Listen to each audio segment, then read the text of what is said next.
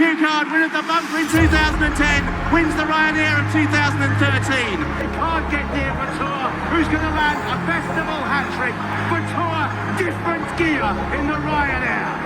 It's Frodo and Barney Frost, a match made in racing heaven. It is hanging on firmly to win the Ryanair. And it is Allaho who again wins the Ryanair.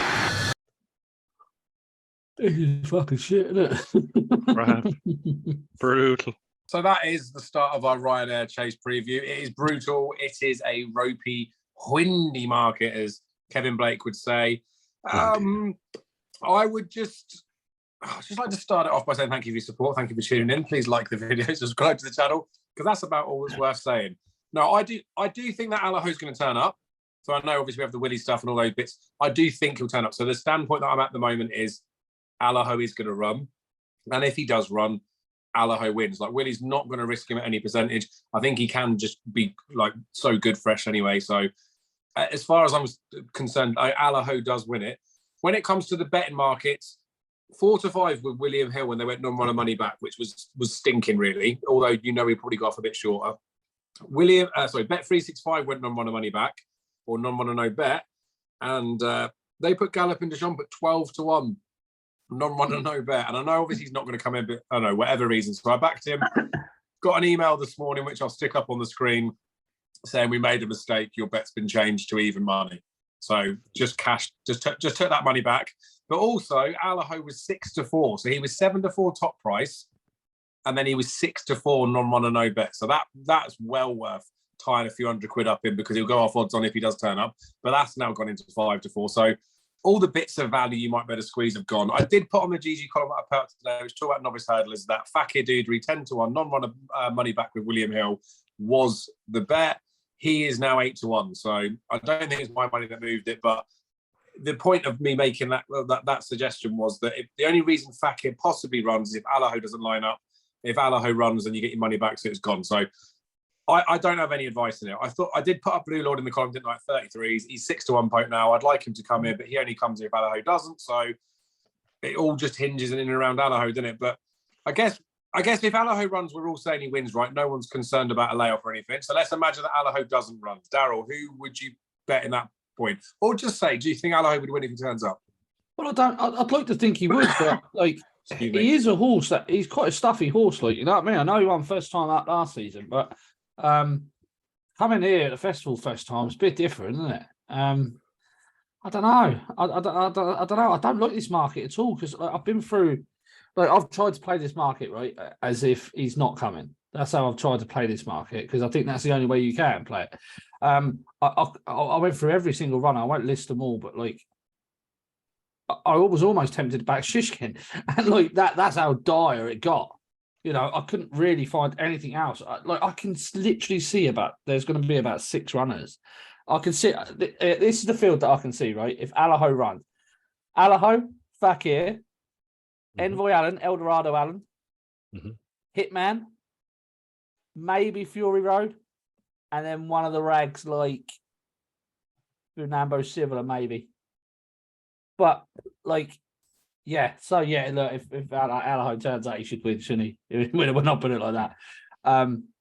I'm desperately trying to find something a big price here. I'm honestly desperately trying to find something, and I keep coming back to Fury Road or Envoy Allen, and then it's just like you can't trust him with a barge, but you know what I mean? You can't trust him at all. So yeah, I'm at a loss with it, Dave.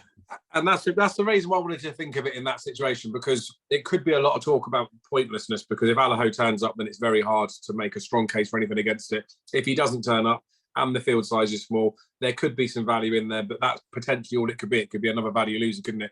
I know you mentioned Hitman. Maybe it's in the pre-recording bit.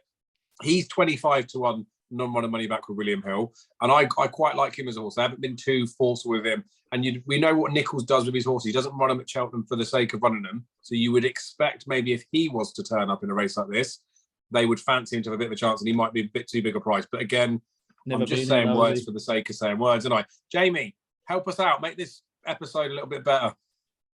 Well, I'm the same as you, Dave. Ollie, like, you're trying to play the race without Allaho currently up, and I hope Blue Lord will be switched to here if Allaho doesn't turn up. You might think I'm mad, and I am mad, but the only thing is in the back of my head what Willie Mullins did years ago with Galopin Deschamps and Vautour. Would they switch Galopin Deschamps back here because he's an absolute certainty if he runs here? It's just in the back of my head. I covered a bet. I've done a bet anti-post on Galopin Deschamps, just on the odd chance that Allaho doesn't turn up because he's a penalty kick in this if he turns up. And it's a nagging thing in my head that it could happen. Do you know what I mean? And it has happened before, and that's the only way. After that, oh God, no, it's. I was a little bit frustrated because Paul Nicholls only gave Braveman's game the entry to the Gold Cup. The Gold Cup, like, yeah. Like, I know they're fully entitled to go for the Gold Cup. You would do after the way he hit the line in the King George, but God, has he not missed an opportunity coming? Has he not missed it? I agree with you totally. But look, if you play the right, Allaho runs, he'll win. Hopefully, if he doesn't turn up, I'm all over Blue Lord. There is the nagging doubt that Galopin Deschamps could come back here if Allaho doesn't turn up. But look, Willie Mullins is a master. Like, look what he's done with. I know it's a different race, the mares with Q Vega, but like he'll have him well touted. Like, sure, he's only going to beat 4 or 5 runners if he does turn up Allaho. Like, do you know what I mean? Yeah. That's it. And but I will touch on the Willie Mullins thing because we know he's a master. He knows 100% what he's doing. But appreciate it last year. Like I say, travelled stonkingly for a long way of the race. Was pretty well supported as well, but he did need the run. So, like, it is a bit of a risky one, isn't it? I was trying to see on Oddschecker just because I saw a couple of bookies have got Galopin Deschamps a little bit short. I was just trying to see if you could get anything on him because again, when they do go non-run and no bet, that was a massive rick for them putting 12 on, which is the reason I backed it. They got it wrong. If you could get, say, 4 or 5 to 1 Galopin Deschamps non-run and no bet, like, it's well worth tying money up because he's not going to come here if Allaho does, and if he didn't, then it'll be a short price. But I just looked at a couple of them and couldn't do it. He is 14 to 1, isn't he? Or like as an outright price for it. Which again, you don't want to be putting loads of money on, but like you fancy having like a little 5 or 10 just in your account just to be the wise guy if he does turn up. Is he going to run it? He's going to run before Cheltenham in the 3-mile race at Dublin Racing Festival. I'd say so. It'll be him, Statler, and Conflators, yeah. And then if he does, and for whatever reason it doesn't pan out, imagine if he's outstayed. Imagine if he's outstayed. Like, do you know what I mean? Like, exactly. Yeah. But again, we talk about this for the sake of it. We'll be there now. We'll be there to see it there, and we'll wave at Harry Potter. Right. Come on, Potter, round it up.